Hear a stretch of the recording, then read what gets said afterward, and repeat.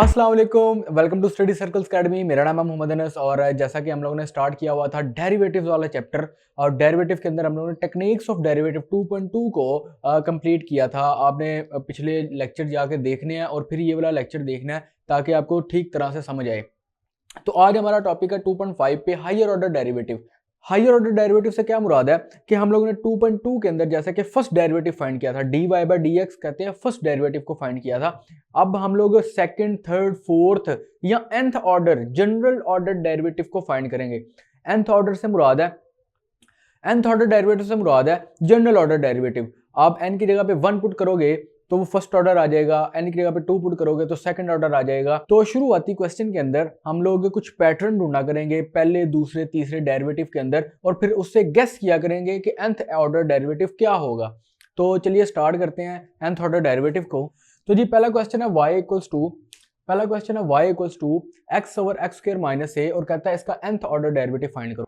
अगर मैं आपको कहूं कि यहाँ पे फर्स्ट ऑर्डर डेरिवेटिव फाइंड करो तो आप इसका फर्स्ट ऑर्डर डेरिवेटिव बासानी फाइंड कर सकते हैं, क्योंकि आप लोगों ने 2.2 के अंदर तमाम टेक्निक सीखी थी किसी के डेरिवेटिव को फाइंड करने की।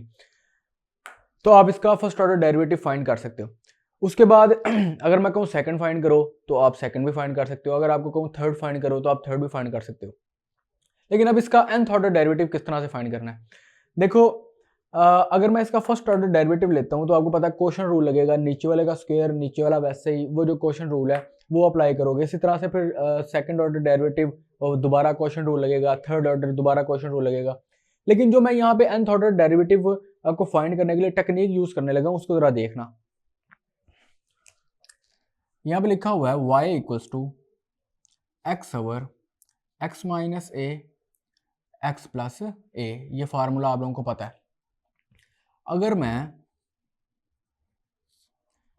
इसकी पार्शियल फ्रैक्शन कर देता हूं x minus A X plus A, partial fraction किस तरह से करूंगा, a over x minus A plus b over x plus A. ये मैं यहाँ पे क्या कह रहा हूँ, partial fraction.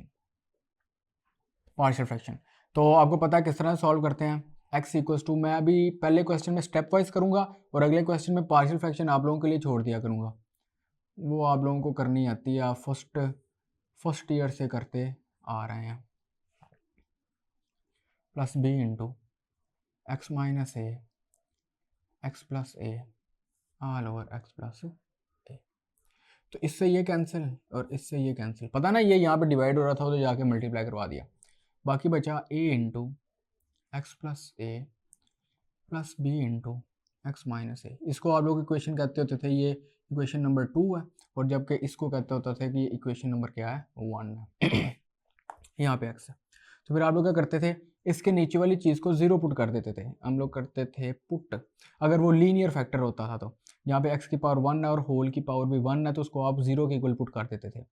x minus A equal to 0, यहाँ से x की वैल्यू आ जाती थी a, तो इसको हम लोग पुट कर देते थे इन 2 के अंदर। 2 के अंदर पुट करूँगा x इक्वल टू a, तो क्या आएगा, a इक्वल्स टू, यहाँ पे आया a प्लस b। देखो यहाँ पे जब मैं a पुट करूँगा तो वो सारा क्या हो जाएगा, 0। a माइनस ए क्या होगा, 0। तो a की वैल्यू क्या आई, 1/2। ठीक है, यहाँ से 2a आई और 2, यहाँ से 2a आया और a से a कैंसिल, तो 1/2 ये a की वैल्यू आई। इसी तरह से इसको 0 पुट करेंगे, put x plus A equals to 0, तो x इक्वल्स टू माइनस ए। इसको हम लोग 2 के अंदर पुट करते हैं, इस इक्वेशन नंबर 2 के अंदर पुट करेंगे तो minus A equals to a into minus A plus b into minus A. ये तो कैंसिल 0, तो यहाँ से -2b a आया, यहाँ से माइनस से माइनस कैंसिल, a से a कैंसिल, तो b की वैल्यू क्या आई, 1/2। तो इस a और b की वैल्यू को हम लोग 1 के अंदर सब्स्टिट्यूट करते थे। तो यहाँ पे देखो क्या आंसर आया, y इक्वल्स टू, y ये सारा y था तो y इक्वल्स टू क्या आया, 1/2 into X minus A plus 1/2 into X plus ए। चलो जी, इसको, ये पार्शियल फ्रैक्शन हो गई है। y इक्वल्स टू, मैं 1/2 कॉमन निकाल रहा हूँ, अंदर देखो क्या आ रहा है, यहाँ पे आ रहा है 1 over X minus A plus 1 over X minus X plus A. अब देखो ज़रा, इसका डेरिवेटिव फाइंड करना मुश्किल है, जबकि इसका डेरिवेटिव फाइंड करना आसान है।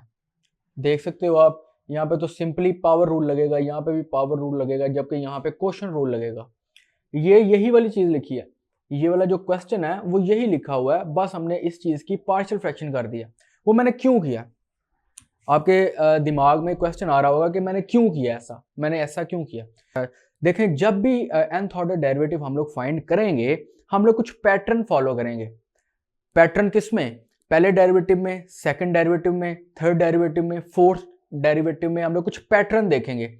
उस पैटर्न से हम लोग गेस करेंगे कि nth ऑर्डर डेरिवेटिव क्या होगा। अब देखो जरा किस तरह से, ये y था, अगर मैं इसका आपको कहूँ कि फर्स्ट डेरिवेटिव बताओ तो आप कहोगे 1/2, तो इसका डेरिवेटिव आपको पता है -1 और x माइनस ए है, x माइनस ए होल स्क्वायर। आपको पता है पावर रूल लगेगा, ये ऊपर जाएगा तो पावर माइनस हो जाएगी और पावर रूल, प्लस इसका -1 ओवर x प्लस ए की पावर 2 है।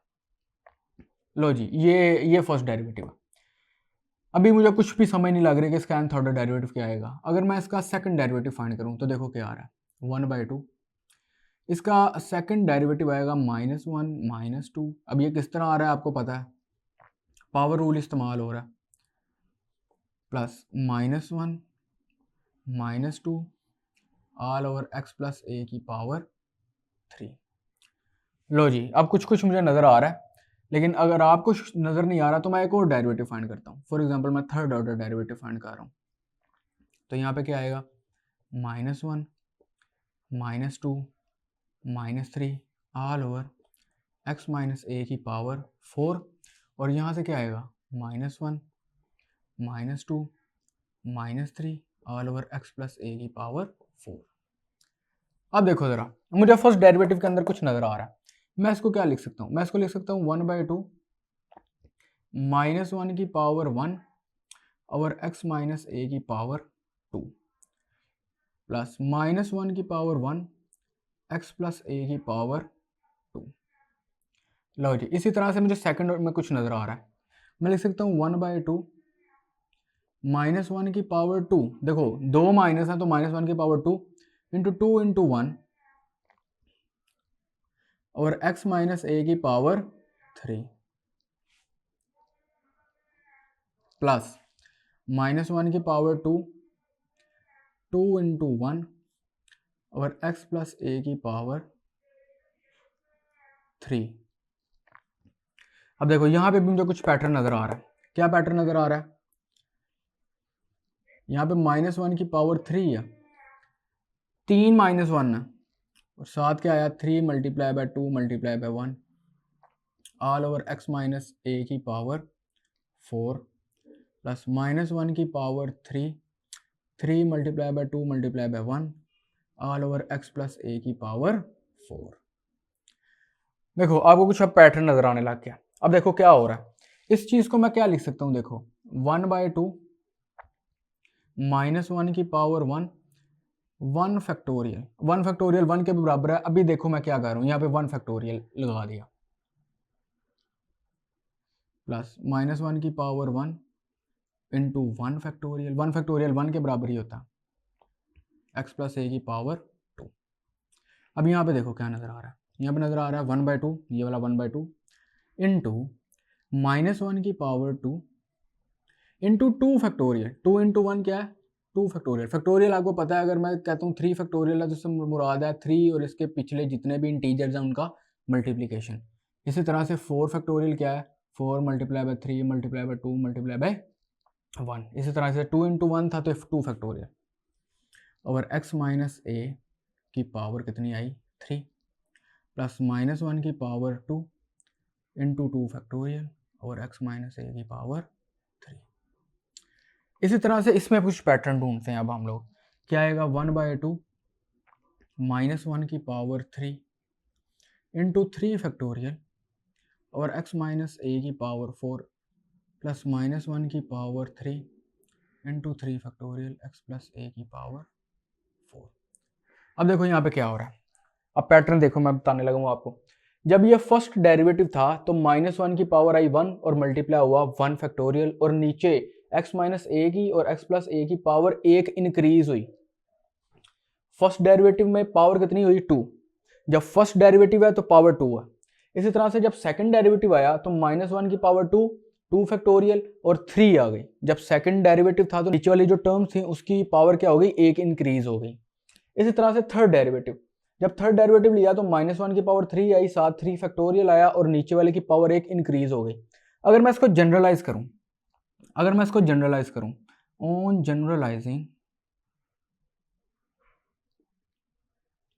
जनरलाइजिंग से मुराद है इसी तरह मैं चलता जाऊं तो मुझे एक डेरिवेटिव मिलेगा nth से मुराद है कोई भी, चाहे वो फर्स्ट हो, थर्ड हो, सिक्स्थ हो, सेवंथ हो, 100th हो, कुछ भी डेरिवेटिव हो। तो 1/2 तो सारे के साथ आ रहा है, 1/2 तो सारे के साथ आ रहा है। अगर यहाँ पे 3 है तो -1 की पावर 3 आ रही है, तो मैं कहूँगा जब यहाँ पे n है तो -1 की पावर क्या आएगी, n। बात समझ लगी, बात फॉलो की है आपने। जब 3 है तो -1 की पावर 3 है, जब 2 है तो -1 की पावर 2 है, जब n है तो -1 की पावर n है। इसी तरह से 3 है तो यहाँ पे 3 फैक्टोरियल है, अगर यहाँ पे n है तो यहाँ पे क्या आएगा, n फैक्टोरियल और x माइनस a। अब यहाँ पे सोच समझना आपने, यहाँ पे 3 है तो वहाँ पे 4 है, यहाँ पे 2 है तो वहाँ पे 3 है, यहाँ 1 है तो वहाँ पे 2 है। तो अगर यहाँ पे n है तो यहाँ पे क्या होगा, n+1। ठीक है, एक भाड़ है। इसी तरह से -1 की पावर यहाँ पे भी n है, यहाँ पे n फैक्टोरियल है और x+a की पावर कितनी है, ये भी एक इंक्रीज है। तो यहाँ से आप इस चीज़ को कॉमन निकाल सकते हो, -1 की power n factorial over 2 into x minus a की power n+1 plus 1 over x+a की पावर n+1। तो ये आपका nth ऑर्डर डेरिवेटिव है।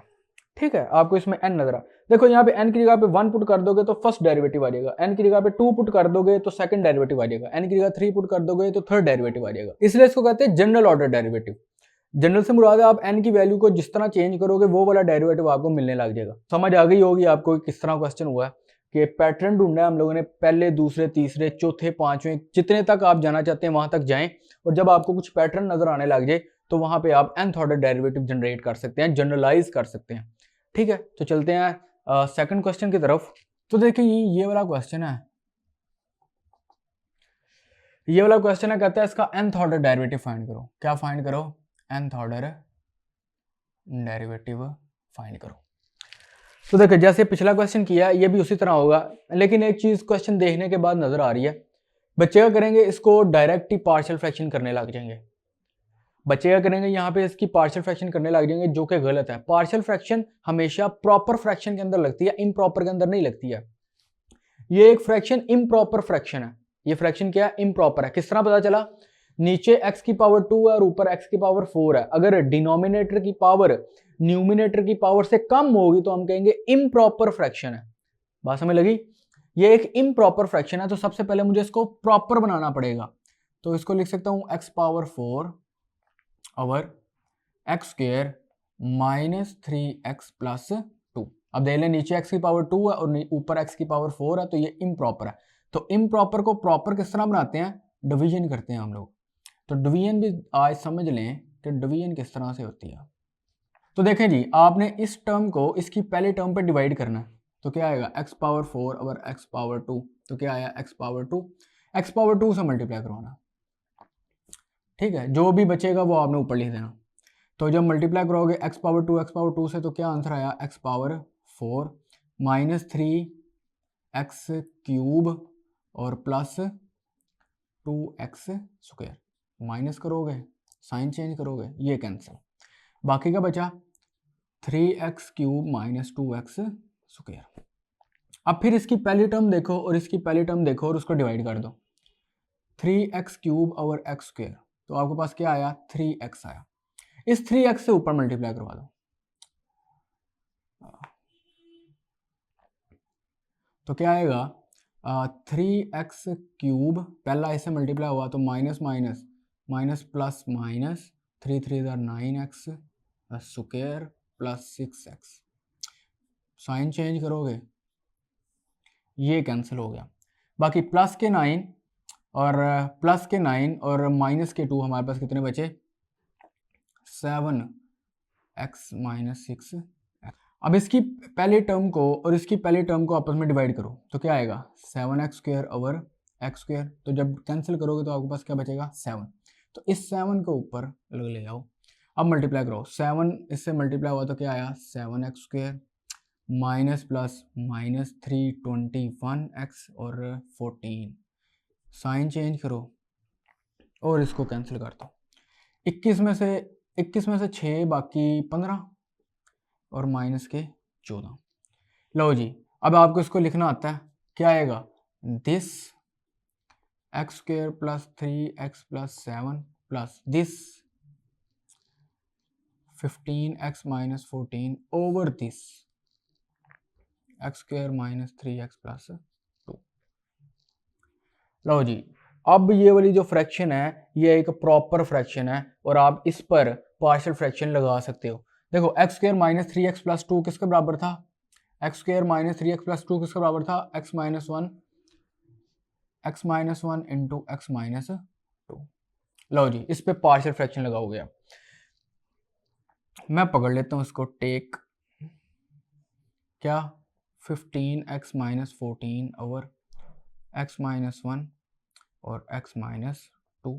इसकी पार्शियल फ्रैक्शन क्या आएगी, a over x minus 1 plus b over x minus 2। तो ये इधर डिवाइड हो रहा है, जाके मल्टीप्लाई और वहाँ से a की वैल्यू, पहले x माइनस 1 को 0 पुट करना है, फिर x माइनस 2 को 0 पुट करना है, वहाँ से a और b की वैल्यू पुट करनी है, तो मुझे डायरेक्ट a की वैल्यू मिलेगी। इन a और b की वैल्यू को इसमें पुट कर रहा हूँ तो देखो क्या आ रहा, 15x माइनस 14 और x minus 1 x minus 2 equals to minus 1 over x minus 1 plus 16 over x minus 2। लो जी, ये इस चीज़ की पार्शियल फ्रैक्शन हो गई है। लो जी, तो फिर y क्या बना, ये y सारा लिखा हुआ, y क्या आया हमारे पास X square plus 3x plus 7 plus ये वाली चीज़ किसके बराबर है, minus 1 over x minus 1 plus 16 over x minus 2। लो जी, यहाँ पे कुछ बातें अब देखनी है आपने। अब यहाँ से हम लोग पैटर्न गेन करेंगे, अब देखिए पैटर्न किस तरह से बनाना, ये कुछ बात आपने अब ध्यान से देखनी है। इसका फर्स्ट डेरिवेटिव क्या निकलेगा, 2x plus 3 minus plus minus 1 over x minus 1 की power 2 plus 16 into minus 1 over x minus 2 की पावर 2। ठीक है ना, यहाँ पे पावर रूल इस्तेमाल कर रहा हूँ मैं। अब इसका सेकंड डेरिवेटिव देखो, सेकंड डेरिवेटिव क्या आया, यहाँ पे आया 2 plus minus 1 minus 2 all over x minus 1 की power 3 plus 16 into minus 1 minus 2 x minus 2 की पावर 3।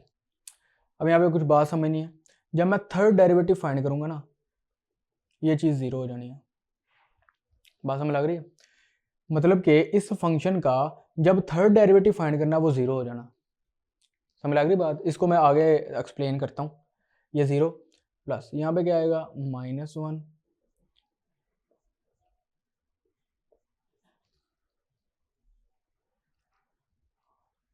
x माइनस 1 की power 4 plus 16 into minus 1 minus 2 minus 3 over x minus 2 की पावर 4। लो जी, अब मैं कुछ पैटर्न बनाता हूँ। देखो पहले डेरिवेटिव से कुछ पैटर्न नहीं गेन हो सकता क्योंकि ये इन्वॉल्व है, इसी तरह सेकंड डेरिवेटिव से कुछ भी पैटर्न नहीं गेन हो सकता क्योंकि यहाँ पे 2 पड़ा है, क्योंकि थर्ड के बाद इस चीज़ के डेरिवेटिव ने 0 होने लग जाना। तो यहाँ तक तो कोई भी पैटर्न नहीं गेन हो रहा हमें। अगर मैं फोर्थ डेरिवेटिव फाइंड करता हूँ फॉर एग्जाम्पल, तो क्या निकलेगा, माइनस 1 पावर 5। अब आप देख रहे हो यहाँ पे क्या कुछ नज़र आ रहा है पैटर्न। देखो ये वाला जो माइनस 1 है ना, ये शुरू से साथ आ रहा है, ये माइनस 1 शुरू से साथ आ रहा है, तो क्यों ना मैं इसको इस तरह लिख लूँ। ठीक है, ये माइनस 1 तो शुरू से साथ आ रहा है तो मैं इसको इस तरह लिख सकता हूँ। मुझे तो डेरिवेटिव में पैटर्न ढूंढना ना, ये माइनस 1 तो बिल्कुल साथ ही था तो इसको मैं उसी तरह लिख देता हूँ। अब देखो कितने माइनस हैं, 1 2 3 4, तो ये माइनस को तो वैसे ही रहने दो, तो यहाँ पे -1 की पावर कितनी है 4, और 4 3 2 1, 4 multiply by 3 multiply by 2 multiply by 1, all over x -1 की पावर कितनी है 5, प्लस इधर देखें 16 -1 की पावर कितनी है 1 2 3 4 4, और 4 into 3 into 2 into 1, all over x -2 की पावर कितनी है 5। यहाँ पे चाह रहा है y का फोर्थ डेरिवेटिव। अब इसको मैं ज़रा जनरलाइज करता हूँ, तो क्या आया -1 की पावर 4 इंटू 4 फैक्टोरियल और x -1 की पावर 5 प्लस 16 -1 की पावर 4 इंटू 4 फैक्टोरियल और x -2 की पावर कितनी 5। अगर मैं इसको जनरलाइज करता हूँ, ऑन जनरलाइज करता हूँ, तो मुझे बता सकते हो nth ऑर्डर डेरिवेटिव क्या निकलेगा। मुझे माइनस तो बिल्कुल साथ रहेगा, देखो यहाँ पे 4 है तो यहाँ पे 4 आ रहा है, तो -1 की पावर कितनी आई n। अगर यहाँ पे n होगा तो यहाँ पे n, 4 है तो यहाँ पे आया 4। इसी तरह से 3 है तो यहाँ पे इसको भी जनरलाइज कर सकते हो, तो -1 की कितनी पावर आ रही है 3, और यहाँ पे n फैक्टोरियल, क्योंकि अगर 4 डेरिवेटिव है तो यहाँ पे 4 फैक्टोरियल आ रहा है। इसी तरह नीचे x -1 की पावर एक इंक्रीज हो रही है, अगर 4 था तो यहाँ पे 5 आ रहा है, तो n + 1, n होगी तो n से 1 बढ़ेगी, प्लस 16 इंटू -1 की पावर n, अगर n है तो यहाँ पे n इंटू n फैक्टोरियल और x -2 की पावर n + 1। अब देखो ज़रा मेरी बात ध्यान से सुनो, मैंने आपको पिछले क्वेश्चन में बताया था कि ये जनरल डेरिवेटिव है, ये क्या है एक जनरल डेरिवेटिव है। यहाँ पे n की वैल्यू चेंज करोगे आपको फर्स्ट सेकंड थर्ड डेरिवेटिव मिलते जाएंगे, लेकिन यहाँ पे जब n की जगह पे 1 पुट करोगे तो आपको फर्स्ट डेरिवेटिव नहीं मिलेगा, इतनी टर्म मिल जाएगी, ये नहीं मिलेगा। इसी तरह n की जगह पे 2 पुट करोगे तो ये सब मिल जाएगा, ये वाली टर्म नहीं मिलेगी। इसी तरह से जब 3 पुट करोगे तो ये सारा थर्ड डेरिवेटिव पूरा मिलेगा, 4 पुट करोगे तो 4 डेरिवेटिव पूरा मिलेगा। क्यों ऐसा हो रहा है? क्योंकि ये जो फंक्शन आपको नजर आ रहा है ये थर्ड डेरिवेटिव के बाद 0 होने लग गया, इसका डेरिवेटिव का नामो निशान मिट गया है थर्ड डेरिवेटिव के बाद। तो जनरल ऑर्डर डेरिवेटिव में इस फंक्शन का डेरिवेटिव इन्वॉल्व नहीं रहेगा, तो मैं लिख सकता हूं कि इसका जो nth ऑर्डर डेरिवेटिव है yn, तो देखें ये वाला डेरिवेटिव आपको एग्जैक्ट वैल्यू देगा जब n आप 3 या 3 से ज्यादा रखने लग जाओगे, 3 या 3 से ज्यादा रखने लग जाओगे। 2 पे आपको वैल्यू ये वाली नहीं देगा, 1 पे ये वाली वैल्यू आपको ये वाली नहीं देगा, ठीक है।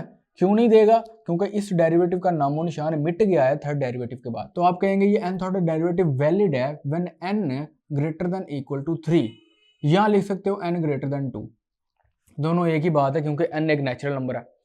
तो ये वाला जनरल ऑर्डर डेरिवेटिव जो है ये इस क्वेश्चन के लिए वैलिड तब होगा जब n की वैल्यू क्या है 3 या 3 से ज्यादा या ग्रेटर देन 2, दोनों का मतलब एक ही है। तो उम्मीद करता हूँ आपको इस क्वेश्चन की भी समझ लगी है। थर्ड क्वेश्चन बड़ा इंपॉर्टेंट है, तो थर्ड क्वेश्चन देखें, बड़ा इंपॉर्टेंट सा क्वेश्चन है। कहता है इसका nth ऑर्डर डेरिवेटिव फाइंड करो। इंपॉर्टेंट है जी ये वाला, एक ये वाला क्वेश्चन आपने करना है, और एग्जाम्पल में भी ये वाला क्वेश्चन है जहाँ पे यहाँ पे कॉज आ रहा है, तो वो भी आप लोगों ने करना है। तो देखें इसका फर्स्ट डेरिवेटिव फाइंड करता हूँ। फर्स्ट डेरिवेटिव तो आपको पता है प्रोडक्ट है, तो पहले का डेरिवेटिव ले लेता हूँ, तो e की पावर ax, और दूसरा एज इट इज आ जाएगा c प्लस, पहला वैसे ही रहने देता हूँ, और साइन का डेरिवेटिव क्या आएगा, देखो यहाँ पे आएगा cos bx प्लस c, और फर्दर इस चीज़ का डेरिवेटिव क्या आएगा b, ठीक है ना। bx x का डेरिवेटिव 1, यहाँ पे b और c का 0। देखिए जी जब मैंने इस फंक्शन पे फर्स्ट डेरिवेटिव अप्लाई किया तो इसने दो टर्म्स दे दी हैं, इसने हमें क्या दे दी हैं, दो टर्म्स दे दी हैं, और दो यहाँ से आएंगे तो 4 टर्म्स हो जाएंगी। इस तरह डेरिवेटिव बढ़ता जाएगा तो आपको कुछ पैटर्न नजर नहीं आएगा। तो क्यों ना मैं इसकी कोई कंपोजिट फॉर्म बना लूँ। तो कंपोजिट फॉर्म से मुराद है कि ये जो दो फंक्शन है ये रिड्यूस होके एक फंक्शन में कन्वर्ट हो जाए। देखिए मैं किस तरह से करता हूँ। यहाँ पे आएगा e की पावर ax, कॉमन आ रहा है a sine bx plus c plus b cos bx plus c। अब देखो एक फार्मूला मुझे याद आ रहा है, कि साइन अल्फा प्लस बीटा ये किसके बराबर होता है, sine alpha cos beta plus cos alpha sign beta, ये फार्मूला होता है। तो अगर मैं यहाँ पे अज्यूम कर लूँ, लेट कर लूँ कि जो ए है वो आर कॉज थीटा है, ठीक है, आर कॉज थीटा है, और बी यहाँ पे क्या है, आर साइन थीटा, ठीक है।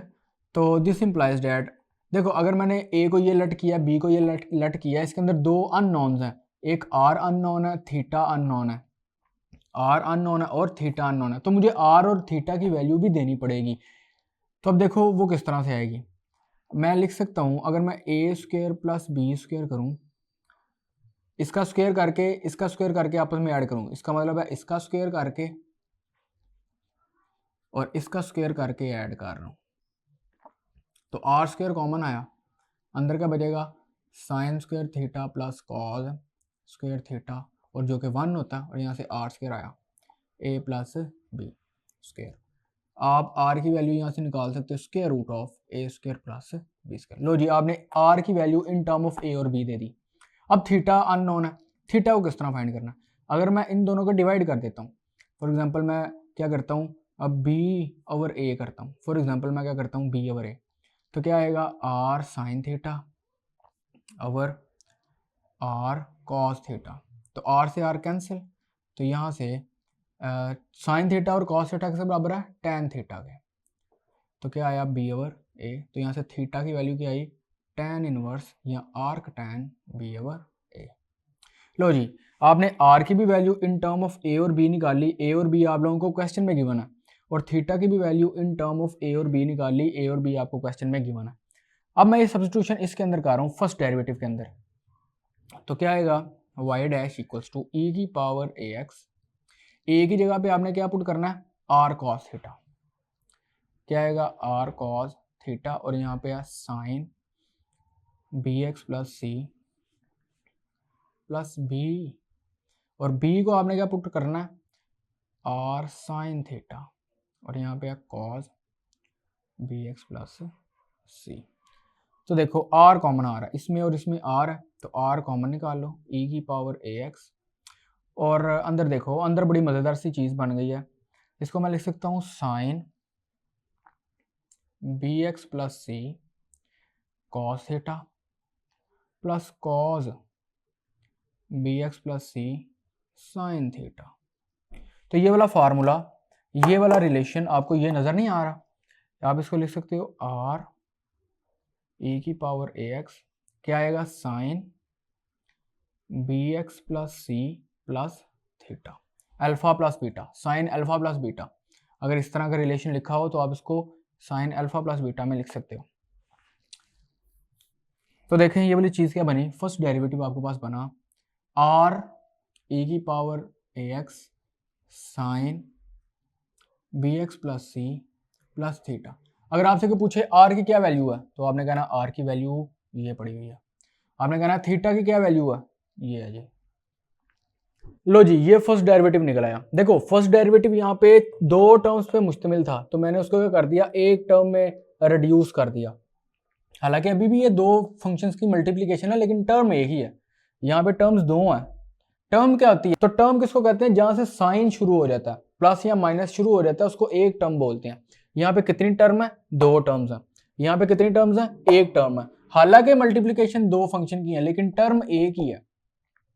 देखो अगर मैं इस पर अब दोबारा सेकंड डेरिवेटिव अप्लाई करता हूँ तो क्या आएगा, आर तो बेचारा कांस्टेंट है ये वैसे ही, तो देखो पहले का डेरिवेटिव ई की पावर ए एक्स, पहला का डेरिवेटिव दूसरा वैसे ही, ये पहला वैसे ही, और दूसरे का डेरिवेटिव क्या आएगा, अब B cos B X plus C plus theta, theta भी कांस्टेंट है, इसका डेरिवेटिव भी जीरो, सी भी कांस्टेंट है, उसका डेरिवेटिव भी जीरो। तो देखिए क्या आया, आर ई की पावर ए एक्स कॉमन निकल रहा है, ई की पावर ए एक्स, और अंदर आया A sine B X plus C plus theta plus B cos B X plus C plus theta. लो जी, दोबारा से जब मैं सेकंड डेरिवेटिव अप्लाई किया, दो टर्म्स बन गई हैं। अब दो टर्म को दोबारा रिड्यूस करना एक टर्म के अंदर, तो आपने क्या करना है, यही वाली सब्स्टिट्यूशन दोबारा करनी है, ये वाली सब्स्टिट्यूशन आपने दोबारा करनी है। तो देखो y डबल डैश आपके पास क्या निकलेगा, y double dash r e की पावर ax, a की वैल्यू क्या थी हमारे पास, r cos थीटा, और bx plus C plus theta, plus b की वैल्यू थी r sine theta, bx plus C plus theta. और अगर मैं इसको रिड्यूस करूं, r दोनों में पड़ा, बाहर ले आऊंगा तो r स्क्वायर हो जाएगा e की पावर ax, अंदर बचेगा साइन अल्फा भी ये सारा है, bx plus C plus theta plus beta आपके पास क्या है, थीटा। तो क्या निकला, r स्क्वायर e की power ax sine bx plus C plus 2 theta. अब कुछ पैटर्न नज़र आ रहा है, जब फर्स्ट डेरिवेटिव था तो r की पावर 1 थी और यहाँ पे एक थीटा पड़ा था। जब सेकंड डेरिवेटिव आया r की पावर 2 आ गई और यहाँ पे 2 थीटा आ गया। अगर मैं इसको जनरलाइज करूं अगर मैं इसको जनरलाइज करूं तो nth ऑर्डर डेरिवेटिव क्या आएगा, देखो जब पावर सेकंड ऑर्डर डेरिवेटिव था तो r की पावर 2 थी, तो जब nth ऑर्डर डेरिवेटिव आएगा तो r की पावर कितनी हो जाएगी, n। इसी तरह e की पावर ax और साइन bx प्लस सी, वैसे जब यहाँ पे सेकंड डेरिवेटिव था तो थीटा कितने थे, 2। जब फर्स्ट ऑर्डर डेरिवेटिव था तो थीटा कितने थे, 1। तो अगर nth ऑर्डर डेरिवेटिव है तो थीटा कितने हैं, n। ठीक है, यहाँ पे r की वैल्यू पुट करो, r की वैल्यू ये है और थीटा की वैल्यू ये है। r की वैल्यू है a square plus b square की पावर 1/2, 1/2 जब n से मल्टीप्लाई होगा तो n/2, e की power ax sine bx plus C plus n, theta के आपके पास tan इनवर्स b/a। तो आई थिंक आपको एक पूरे क्वेश्चन की समझ लग गई है, ये आपका nth ऑर्डर डेरिवेटिव है। आप यहाँ पे n की जगह 1 पुट करोगे तो पहला डेरिवेटिव आएगा, 2 पुट करोगे तो दूसरा डेरिवेटिव आएगा, 3 पुट करोगे थर्ड आएगा, 4 पुट करोगे फोर्थ आएगा। तो इस तरह n पुट करोगे तो nth आएगा। तो ये nth ऑर्डर डेरिवेटिव है। उम्मीद करता हूँ 3 क्वेश्चन आपको ठीक से समझ आई है। आपने ये वाला क्वेश्चन भी करना है और एक एग्जाम्पल के अंदर कॉस के साथ है, वो क्वेश्चन भी आपने खुद सॉल्व करना है। तो अल्लाह हाफिज, मिलते हैं नेक्स्ट लेक्चर के अंदर।